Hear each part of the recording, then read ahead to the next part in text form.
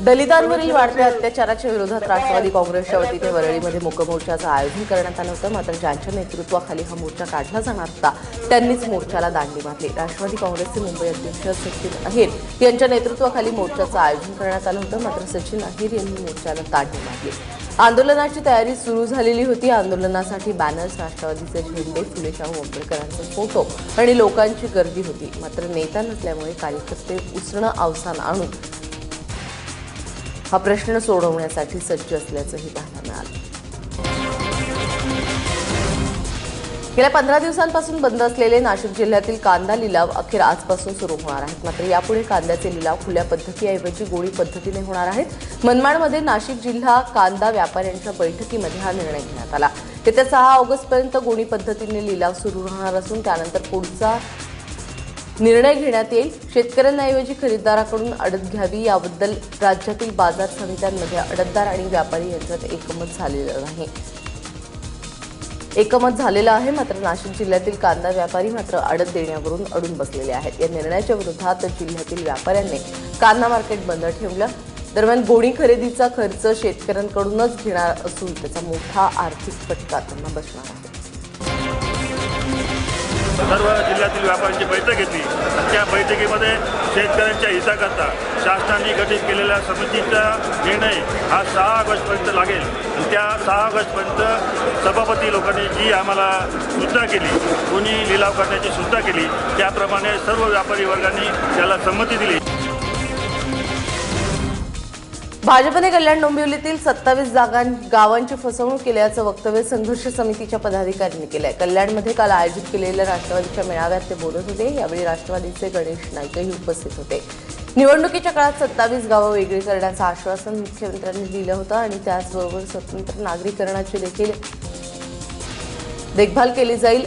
अद्याप यापैकी एकही मागणी पूर्ण झालेली नाही। त्यामुळे मुख्यमंत्र्यांनी आणि भाजपने राजकीय फायद्यासाठी संघर्ष समितीची फसवणूक केल्याचं समितीच्या पदाधिकाऱ्यांनी मत व्यक्त केलेलं आहे। 27 गावांच्या विकासासाठी राष्ट्रवादी लढा उभारेल अशी ग्वाही गणेश नाईक यांनी दिली आहे। भाजप आणि शिवसेनेमध्ये चाललेल्या वाघसिंहांच्या वादावादीवरती अजित पवार आणि धनंजय मुंडेंनी टीका केली। शिवसेनेने त्यांच्या निशाणीच्या जागी सस्याचं चित्र लावण्याची वेळ आलेली आहे अशी उपहासात्मक टीका धनंजय मुंडेंनी केली। ते काल रायगड जिल्ह्यातील माणगावमध्ये बोलत होते। अजित पवार यांनी मुख्यमंत्र्यांवरती टीकेची तोफ डागली। कोपर्डीतून मुलीच्या हत्येप्रकरणी मुख्यमंत्र्यांना उशिरा जाग आली असल्याचं म्हणत स्वतःच्या मिस्टर क्लीन म्हणवणारे मुख्यमंत्री हे त्यांच्या पक्षातील मंत्र्यांवरती भ्रष्टाचाराचे आरोप असून देखील सुद्धा मुख्यमंत्री त्यांना क्लीन चिट देतात असा आरोप पवारांनी केलाय। महाराष्ट्रात फिरताना रस्त्यावर कुठेही शिवसेनेचा बोर्ड दिसला की त्या बोर्डवर शिवसेनेचा भाग दिसायचा। त्यानंतर माझा समज असा झाला की आता मात्र शिवसेनेने भाग काढायची वेळ आली आणि शेळी लावायची वेळ आली। आणि मागच्या 6 महिन्यापासून तर माझा असा समज झाला नाही, मनाची खात्री झाली की आता शिवसेनेने शेळी सुद्धा लावायची लायकी नाही, आता ससाच लावला पाहिजे। आज किती दिवस झाले कर्जची घटना घडून? मला वाटतं 13 का 14 तारखेला घडलेली होती। 10 दिवस होऊन गेले, आज ते तिथं चालले। कित्येक 15 ते 20 मंत्र्यांच्या संदर्भात भ्रष्टाचाराचे आरोप आहेत, तरी मुख्यमंत्री त्यांना क्लीन चिट देतात। त्याच्या संदर्भामध्ये चौकशी करण्याचं धैर्य त्या ठिकाणी दाखवत नाही। अशा पद्धतीचा कारभार तुमच्या माझ्या महाराष्ट्रामध्ये कधी पाहायला मिळालेला नव्हता। पुण्यामध्ये जस्टिस फॉर अरुंधती या मोर्चाचं काल आयोजन करण्यात आलं। अरुंधती यांच्या मृत्यूला कारणीभूत ठरलेल्या मुकुंद अभ्यंकर यांच्यावरती योग्य कारवाई व्हावी या मागणीसाठी मोर्चाचं आयोजन करण्यात आलं। भांडारकर रस्त्यावरील अपघात स्थळ ते गुडलक चौकापर्यंत मोर्चा काढण्यात आला। यामध्ये अनेक नागरिक उत्स्फूर्तपणे सहभागी झालेले। 17 जुलैला मुकुंद अभ्यंकर यांच्या कारची धडक बसल्यामुळे अरुंधती यांचा मृत्यू झाला। कॉस्मॉस बँक समूहाचे अध्यक्ष असलेले अभ्यंकर यांना अटकही झाली। मात्र अभ्यंकर यांना पोलीस कोठडीत न ठेवता त्यांना रुग्णालयात ठेवण्यात आलं आणि दुसऱ्या दिवशी जामिनावर त्यांची सुटका झाली। त्यामुळे या प्रकरणी राजकीय दबावामुळे योग्य कारवाई होत नसल्याचा आरोप करत मोर्चाचं आयोजन केलं जात आहे। पोर्ट ब्लेअरमधून बेपत्ता झालेल्या विमानामध्ये निगडीतील एका जवानाचा समावेश आहे। कुणाल बारपट्टे असं त्याचं नाव आहे। फ्लाईट लेफ्टनंट म्हणून वायुदलामध्ये ते कार्यरत आहेत. निगडीच्या सिंधुनगर LIG कॉलनीमध्ये त्यांचं घर आहे. विमान बेपत्ता झाल्याची बातमी कळल्यानंतर कुणाल यांच्या कुटुंबियांना मोठा धक्का बसलाय. कुणाल यांच्या मामांनी हवाई दलाशी संपर्क साधण्याचा प्रयत्न केला, मात्र त्यांना काहीही माहिती मिळू शकलेली नाही. शुक्रवारपासून वायुदलाचं N-32 हे विमान बंगालच्या उपसागरात भरकटलेलं आहे, ज्याच्या शोधासाठी हवाई दलाने प्रयत्नांची शर्थ लावलेली आहे. संरक्षण मंत्री मनोहर पर्रिकर यांनी देखील चेन्नईत जाऊन परिस्थितीचा आढावा घेतला.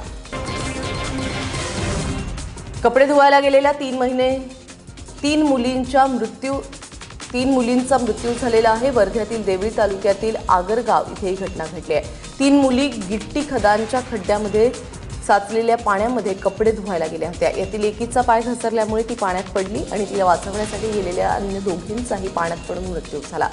अंजली भोसले, रोहिणी चव्हाण आणि सुवर्णा चव्हाण अशी यांची नावं आहेत. या 3ही गिट्टी खदानमुळे पडलेल्या खड्ड्यामध्ये साचलेल्या पाण्यामध्ये कपडे धुवायला गेल्या होत्या.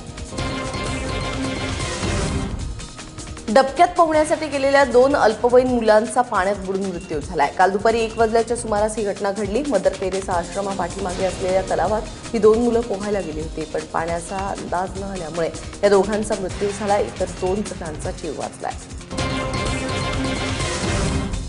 धबधब्यावरती पोहायला गेलेले 2 सख्खे भाऊ बुडालेले आहेत. एकाचा मृतदेह सापडला असून दुसरा बेपत्ता आहे. नंदुरबारमधील बिलगावच्या धबधब्यावरती ही दुर्घटना घडली. तळोदा गावातील 7 तरुण एका धडगाव अक्राणी तालुक्यातील बिलगाव येथील धबधब्यावरती पोहायला निघाले आणि त्या दरम्यान खोलीचा अंदाज न आल्यामुळे राहुल पाटील आणि किशोर पाटील हे दोघे भाऊ पाण्यात बुडाले. राहुलचा मृत्यू झाला. त्याचा मृतदेह मिळालाय, मात्र विशाल बेपत्ता असल्याने त्याचं शोधकार्य सुरू आहे. जलसंपदा मंत्री गिरीश महाजन यांनी जळगाव जिल्ह्यातील लोहारा गावातील जलयुक्त शिवार योजनेच्या कामांची पाहणी केली. या ठिकाणी रस्ता नसल्यामुळे शासकीय वाहनं जाऊ शकत नाहीत, मात्र बैलगाडी चालवत पाहणी केली. जलयुक्त शिवार योजनेचा पाचोरा तालुक्यातील लोकांना फायदा झाल्याचं दिसून आलेलं आहे. दरम्यान विहिरींची जलपातळी वाढल्यामुळे विहिरीमधून गिरीश महाजन यांनी शेंदूत पाणी देखील काढलेलं आहे. दरम्यान लोहारा गावामध्ये ठिकठिकाणी झालेल्या कामांची महाजन यांनी पाहणी केली.